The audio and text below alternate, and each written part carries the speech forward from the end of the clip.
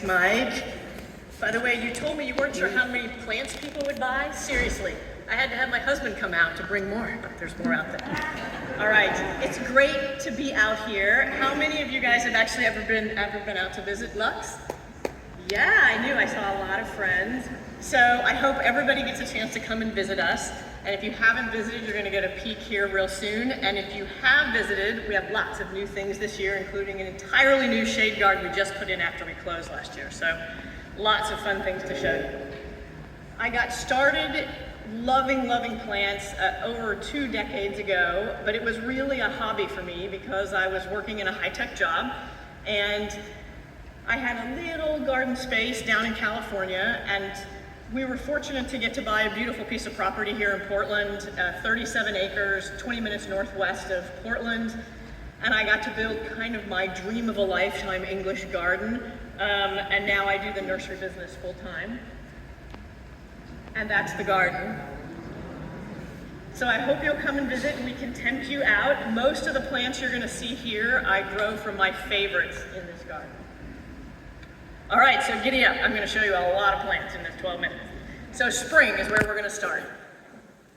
I find that most perennials that I truly love start blooming a little too late for me, June or July, and I'm always looking to pull that timing in. Here are my 3 favorites for spring to get you these sweeps of color. By the way, our nursery is focused specifically on long blooming perennials, 4 months or more, some are even 6. Vibrant, vivid, deep colors, so you'll see some of those, and some really unique, interesting, fun, hopefully that none of your neighbors have kind of plants. So these are the sweeps of color kind. GM Totally Tangerine, Wallflower Bulls Mauve, and the Centranthus Rubor. So they start blooming in April or early May. They'll bloom for 5 or 6 months, and 2 of them are evergreen. The GM Totally Tangerine, which I just had my husband bring more of because we sold out, is actually my best-selling plant because it's a beautiful ground cover and blooms such a long time. So now we've got those sweeps of color. We're now moving into early May, but let's get some drama in the garden because, you know, we've got to add a little drama and unique features. 2 I wanted to share with you. A big one and a small one. I love giant plants, big leaves, tall plants. The one on the left is gorgeous. It blooms in late April or early May. It's called Rheum. It's an ornamental rhubarb. The leaves are like this big, these toothy architectural leaves, and this gorgeous 6-foot flower spike. And you can just imagine those orange GMs, the pink Centranthus, and all those colors, and up comes this flower spike, you know, in the middle of that garden through that. The other one is really short. It's so cute. It's 16 inches tall. This was a surprise success for me. I like Echium. I just started growing some of them. And a few years ago, I planted this little guy, Red Feathers. Before I started selling it at the nursery, I wanted to see how it would do. I thought it might drop dead over our wet winters and not bloom very long, and I was wrong on both counts. It actually bloomed for me for 4 months, survived a horrible winter. The trick is to plant it to give it excellent drainage. We have this little recipe we use for how we plant plants that need great drainage. So penstemon, Echium, wallflower, there's a lot like that, salvias. We have available our booth, or just email me and I'll give it to you. But it made all the difference in the survivability of that guy. So now let's take a step back in those gardens and see what else is there. This garden in the lower left, mid-May, these deep purple iris with this velvety dark purple, and it's a reblooming iris. It'll bloom again not only in May but in September. And then paired with these beautiful alliums. We have alliums all over the garden. We sell, you know, tall ones, short ones, purple ones, red ones, all kinds. But there's a really fun one, and we also sold out of those about an hour ago. And we brought 12 more that are out there. But the allium itself looks like fireworks, and the flower is like this big. It's beautiful. When it's done blooming, the flower stays intact. I have people asking me when we were closing last year, can I have it? Because it was still intact, and it was just still a beautiful feature. All right, and then finally, to wrap us up for spring, take yet another step back and you can see the entire bed. Now it's second or third week of May and add in this gorgeous dianthus sooty. So it's this beautiful burgundy that you see. It's on the left and right of that hot pink in the middle. That hot pink in the middle, that was the Centranthus rubra I showed you on one of the first slides. So you start to get these beautiful color combinations, and you see how that burgundy brings out the pink. And there's not only the pink variety of Centranthus rubra, but you rarely see it, but there's a white one also, and they bloom about 5 months. All right, we gotta keep going. Summer. So one of the things in summer I love flowers with very distinctive shape, big round flowers like big hydrangeas or dahlias or roses.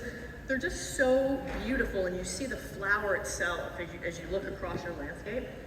They're rock stars, but every good rock star has an entourage that makes them look even better. So I'm going to show you some of the entourage plants for these guys that make those beautiful big round flowers really pop. So first of all, vertical plants. So a beautiful contrast to a big round flower is this straight vertical. I have 5 favorite categories that I really like that you can see up there. I'm going to talk to you about one out of each one of them. But what I want to point out is sometimes you might think of salvias as short. There's tall ones, and they're gorgeous behind dahlias. The same thing across all of these. You may think of the Augustaki, Augustache, hyssop, hummingbird mint, whatever you want to call it, as tall, but you can find short ones. So there's lots of variety that you can do. The key for me for these to success is 3 things. First of all, most of the ones on here need full sun. A couple will take a little bit of shade, but 6 hours or more. They want excellent drainage. That's where that drainage recipe comes in.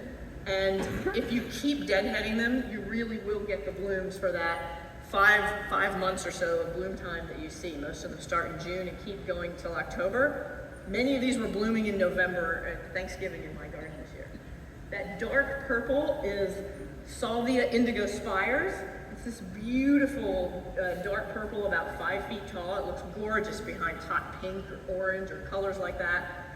The pink in front is Persicaria firetail. It blooms just all summer long and gives you this sweep of pink.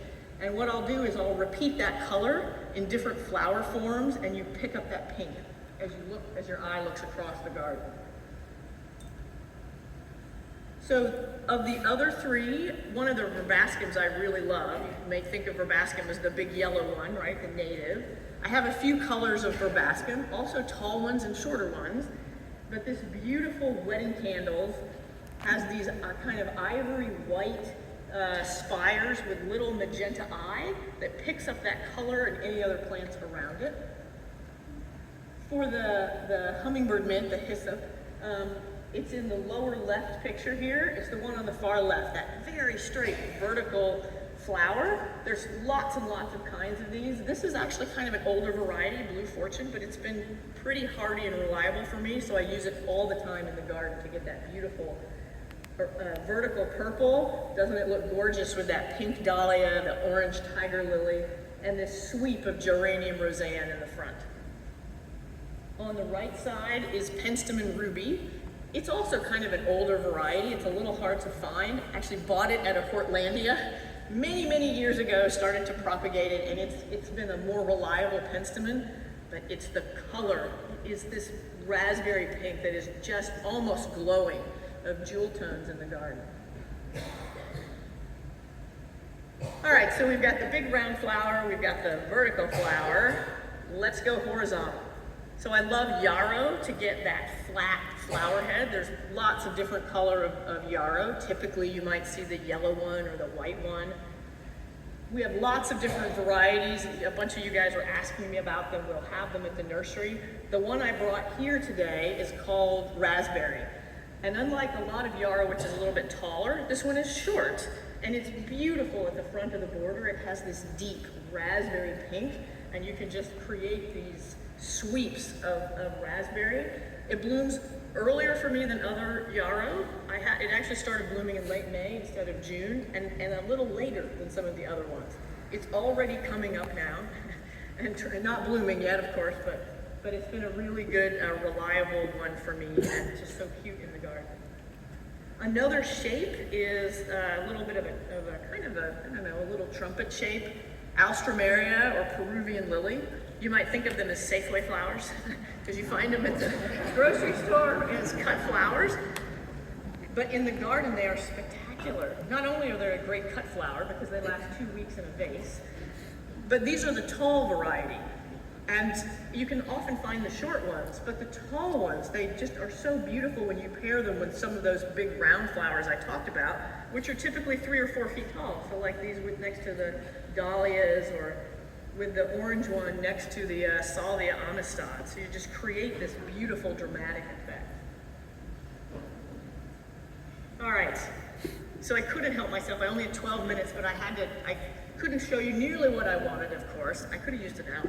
But I'm going to give you a quick hit on 6 kind of drama for the summer. I showed you drama for the spring. So these 3, Aramuris, that's foxtail lily, is this gorgeous apricot kind of candle. When it's in bloom, it is arresting. Everybody asks me what it is. Angelica gigas. And if you were out at the nursery and the garden last year, you saw the gorgeous blooms on it. It's the first time I'd had that plant in my garden, and these beautiful plum umbrals on top and big, beautiful foliage. Some of you asked me about one that actually I failed in growing last year, and called Angelica ebony. It has actually dark burgundy leaves, kind of the color of the flower on that one. The crop this year is looking good, so I should have more of that this season. And then finally, Ricinus, that's castor bean. It's poisonous, so don't eat it. So it's not for everybody. But it's a beautiful plant with big leaves. Okay, I'm getting my 1 minute. For sweeps of burgundy, there's a few gorgeous plants, foliage and flowers. Especially this beautiful calycanthus in the middle, which again, I have this year. I didn't have that last year. It's a new plant for us. As well as this hydrangea that fades to burgundy. We have a big line of fuchsias, some of which I got from Joy Creek. It was so sad when they closed their retail business, but I went through their whole catalog and found some beautiful varieties I love, and I have only a few plants, but I'm propagating those now, and I have some of these. Look how big that one is with that smoky purple and hot pink. We're gonna raffle off one of these plant supports. My dear husband, who helps me out with all of this, there's this smiling picture there. He makes these for us, and I love them. They're really strong and sturdy, great for peonies, dahlias, anything that flops. And that's it.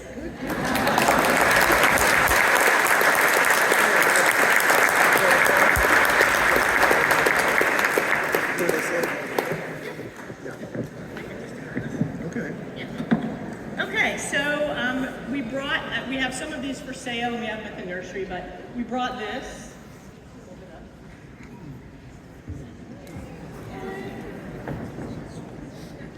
So it's a plant support, as I said, dahlias, peonies, anything like that. You can leave this in the garden year-round. I hate staking the plants up again and again, or using ugly, no offense, Home Depot, tomato cages. You can leave it in year-round. So, there you go. All right. Yep. Okay, I can't read it. Oh. 3917. Okay. Somebody said wrong. No, these are the ones already pulled, right? These are pulled. Oh, okay. Wait, did you pull that? No, I think he's back there. Yes? Way back there. Yes. Okay. Okay. Yay for you. Thank you, Lisa. Appreciate it. Okay. Thank you. Thank you very much. Okay.